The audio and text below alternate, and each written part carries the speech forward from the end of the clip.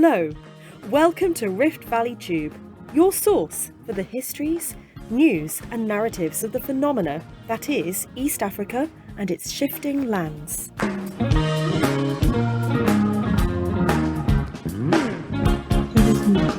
To this online conference, which is hosted and organized by the Egyptian Revolutionary Council to commemorate the 7th anniversary of the military coup that took place in Egypt on the 3rd of July 2013. We're going to hear today from our distinguished speakers about the true situation in Egypt 7 years on after the military coup. Egypt has become a republic of fear. The first speaker is going to be Dr. Maha Azam, head of the Egyptian Revolutionary Council and organizer of this meeting.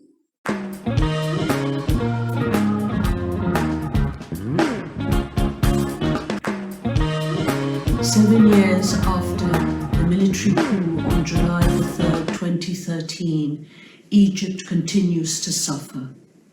The military coup carried out by General Abdel Fattah al-Sisi against Egypt's first freely and fairly elected president overthrew a nascent democracy. The path to democracy and the ending of dictatorship is a difficult one. But the return of dictatorship in the brutal form that we see today in Egypt, after the Arab Spring in 2011 in Egypt and the elections of 2012, have caused great suffering for the Egyptian people. Politically, there is no freedom of speech, no freedom of assembly. Journalists are arrested.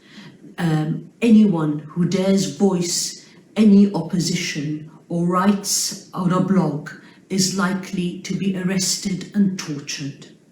There are over 60,000 political dissidents in Egypt, and those figures are not the figures of the Egyptian opposition, but they are recorded by Human Rights Watch and Amnesty International, that has recorded the systematic torture of Egyptians, the executions of political opponents. Egypt is a republic of fear. Egypt today is a country where the military junta govern, where an elite has a stranglehold not only on the politics of the nation, but also on its economy. A small elite live off the wealth of the majority. This has been the case for decades, but the Egyptians hoped that with 2011 and the Arab Spring and the opening up of the political system thereafter, that their dreams of social justice and freedom would be realized, even if it was going to take a long time. The reversal over the past 7 years has been painful, and the situation is deteriorating day by day economically for Egyptians.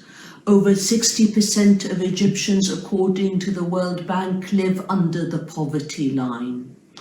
Egyptians suffer on a daily basis. They cannot go to their police station without the risk of being picked up and tortured or forcibly disappeared.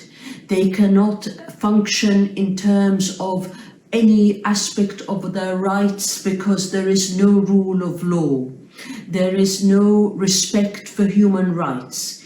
Egypt today is a country in which its citizens live in fear, knowing that at the same time the head of state, General Sisi, can go from one country to the other in Europe and ensure that through trade deals and arms deals he can continue to survive, while the nation suffers and people die of hunger.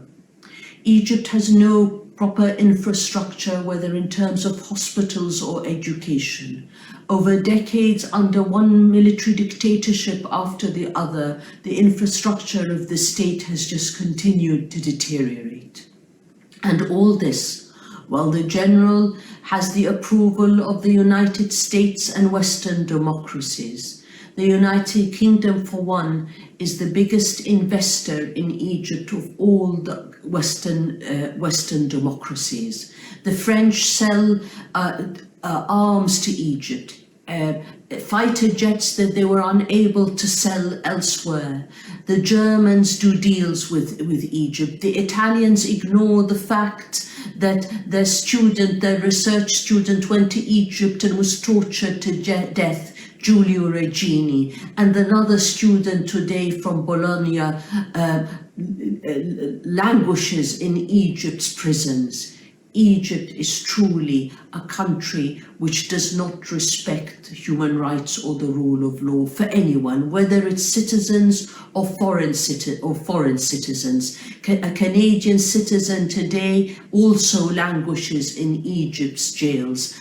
We know that others have suffered in Egypt's jails because they were denied basic medication, which is a form of torture, where thousands are in solitary confinement and not allowed visits from their families. Women and children have suffered at the hands of the brutality of the security forces and been tortured and raped by them. Again, just look at the reports by Human Rights Watch and Amnesty International to see how minors suffer in Egypt's prisons, as do women. What are we going to do about this? This is a regime that has lasted 7 years, and it continues to do business with the West. We need the support of civil society. We need the support of all those who believe that not only Egyptians, but all those across the world living under dictatorship deserve a better life. This cause is not just the cause of the Egyptians. It is the cause of all those the world over that believe a country like Egypt should be independent, that it shouldn't succumb to the strategic interests of either Israel or its allies in the region, and therefore have to suffer under military dictatorship because it is at the beck and call of those countries in the region, such as Israel and its allies. Egypt needs to be independent and needs to be democratic so that its people can develop and can survive and can improve their standard of living. Under the current regime, the only prospects that Egyptians have is greater poverty as the elite continues to live off the wealth of the nation. This elite is the military elite and its allies. For decades, they have stolen the wealth of the nation. They continue not to pay their taxes. They continue to gain from the investments, the so-called massive investments that sometimes pour into the country from the Gulf states, even though today Egypt is suffering like other states because of the COVID crisis. Eventually, when investments do come, they only reach the rich and never the poor. Egypt, in reality, is a country that potentially has an important role to play in the region and the world. But at the moment, it is suffering under the grip of a dictatorship that is fighting wars in Libya or in Sinai, in a so-called fight against terrorism. We all believe that terrorism must be fought, but it is used as an excuse in Egypt to fight every free voice, whether Islamist or non-Islamists. Those languishing in Egypt's jails today are from all political trends. We call on the international community and on all those who believe in freedom and rights to say that the Egyptian people also want their freedom and want their rights respected. And this can't happen under the military regime of Abdel Fattah el-Sisi. We must work to bring down all dictatorships. We must expose them internationally and ensure that democracies do not invest and become allies of these dictators who killed their own people, because by so doing we become complicit in the murder of Egyptians and the torture of Egyptians and forestalling the struggle for freedom and rights of the Egyptian people. Egypt is in a very critical situation today. The conditions that brought about the January 25th revolution not only exist today, but are far worse.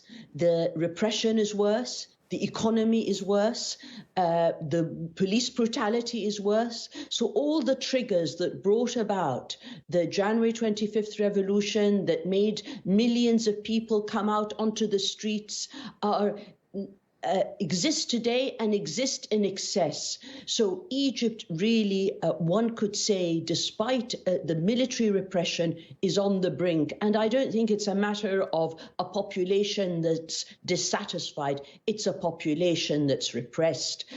Egypt is a republic of fear today. Some people have called it a police state. What does this say about Abdel Fattah al-Sisi, the president, when he states that Egypt has no political prisoners?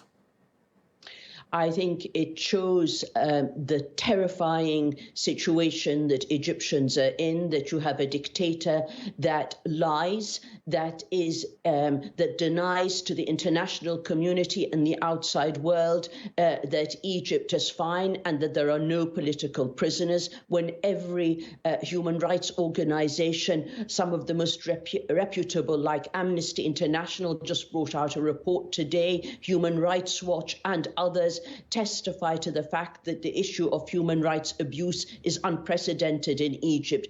It also says something about the international community, that it allows itself to deal with such a dictator who denies that there are political prisoners in Egypt. It's a horrifying situation. Yeah, I was going to ask you especially about Western governments and their dealings with Sisi. I mean, does it almost make them complicit? Because it does really seem as if they just don't care about the Egyptian people, and that security and other issues in terms of Egypt's geopolitical importance are the key factors in their relationship with Sisi. One of the most worrying things is what you allude to, is the democratic governments are not only dealing with this man. Governments have relations with governments across the world, but they are supporting a dictatorship that kills its own people, that tortures political prisoners, that has over 60,000 political prisoners, that does trade deals and sells arms. The key is that they are selling arms. France is selling arms. Germany is selling arms. The UK is selling arms. The United States has a close relationship with Egypt, as it has for decades. That all needs to change. Egypt buys arms on such a scale that it is the third largest procurer of arms in the world, in a country where over 60% of the population live under the poverty line. What does that say? That means that Sisi is buying support from democratic governments through arms purchases and trade. This is not right.